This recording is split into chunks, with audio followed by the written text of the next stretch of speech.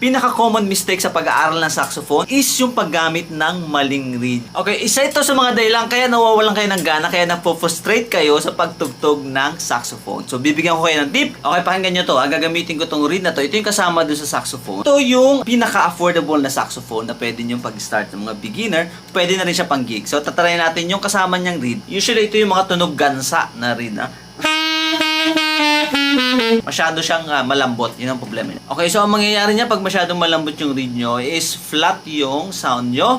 Masyadong matreble, masyadong matining, and also lagi kayong pipiyak. Laging hindi nyo maaabot yung mga high notes. Lagi kasi may ipit yan. Sige, try naman natin yung plastic cover. Ang nire-recommend ko, hindi ganun kaganda yung sound niya, pero mas reliable siya kaysa sa mga gitong reed. Plastic cover, yan, kulay black siya. So ito, medyo may laman yung sound niya, medyo matigas, pero mas may laban siya sa mga high notes, saka sa mga low notes.